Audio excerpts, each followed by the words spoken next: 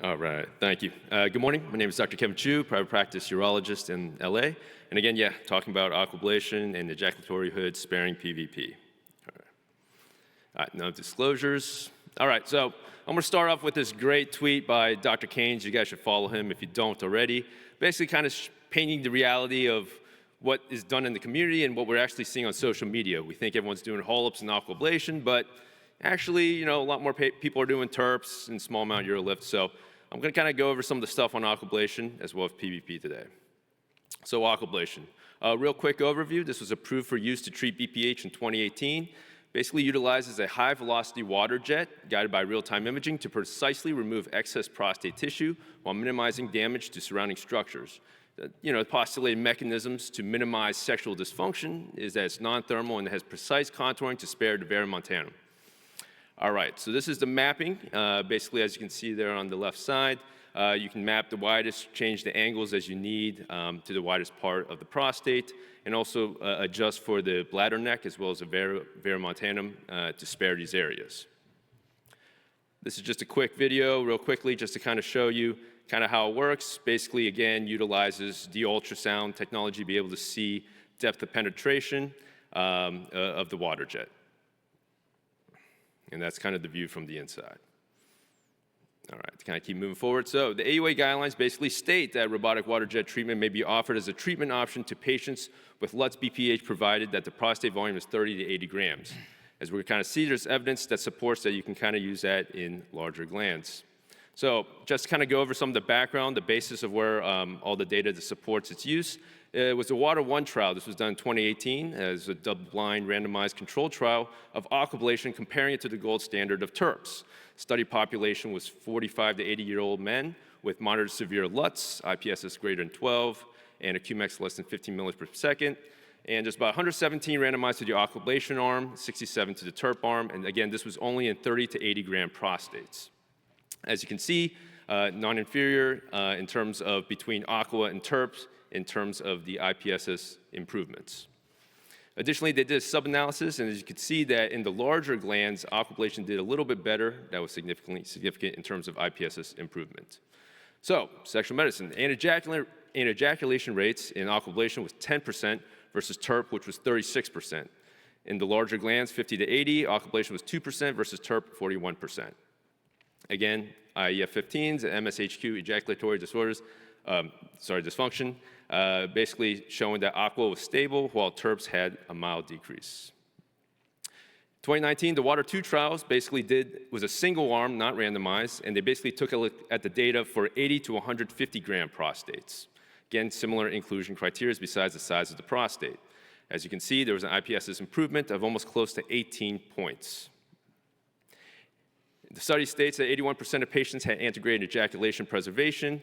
The median size of the prostates were around 107 grams.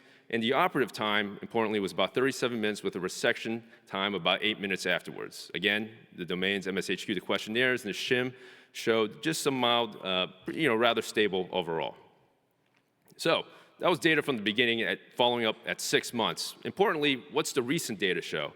So this is a recent paper that shows the 5-year outcomes for the Water 1 trial. And as you can see, there was durable improvements in the IPSS score for aquablation. And ejaculation was cited at 7% and 25% for TURPs. The MSHQ-ED was essentially unchanged for the aquablation arm compared to almost a 2.7 decrease in the TURP arm. Importantly, since we're sparing the veru area, the retreatment rates is an important thing to consider. As you can see here, only 6% of patients in the aquablation arm got retreatment, while 12.3% had retreatments for the TURP. This was another one that did the 5-year kind of final analysis for patients for the Water 2 trial. Again, we're seeing some very durable results with the IPSS score improvements at almost 5 years out. There were 6% of patients that were placed on BPH medications that started about an average 34 months after treatment. Additionally, 3% of patients actually required surgical retreatment. ED rates were cited at 0% and ejaculatory disorder at 15%. This was another interesting study I want to put out there by Dr. Kaplan, done at Mount Sinai. This was the largest single-center study of aquablation, 330 men, moderate to severe LUTS, IPSS greater than 18. The average prostate size was about 110 cc's. Just some data from this. So in the less than 110 gram prostates, the operative time was about 34 minutes, and the IPSS improvement was around 16.5 points. For prostates greater than 110 grams, the operative time was around 50 minutes. The IPSS improvements was about 18 points. Antegrade ejaculation was preserved in 99.6%, and there was only a 3.9 surgical retreatment rate. And so I thought this title was very interesting. Will aquablation be the new benchmark for robotically minimally invasive surgical treatment for BPH? There is some pretty compelling evidence to suggest that. So I'll now talk about ejaculatory hood sparing PVP. So PVP is a minimally invasive BPH procedure that utilizes a green light laser to vaporize excess prostate tissue. Ejaculatory hood PVP is a modification of this, where certain anatomical structures are preserved. Basically, we're avoiding the ejaculatory hood, which is the apical pericollicular, and supracollicular tissue, which is just proximal to the veru. Here I've given some nice diagrams from a publication by Dr. Brandt. And as you can see, the pericolliculars, you want to stay about 1 to 2 centimeters off. You can usually mark these, as well as the supracollicular, about 1 to 2 centimeters off the veru. On the right side, there's a nice anatomical demonstration there of kind of the flap that you kind of want to create. So what's the data to support this? So in this study, they basically compared ejaculatory hood sparing versus standard, just laser, standard template vaporization of the prostate.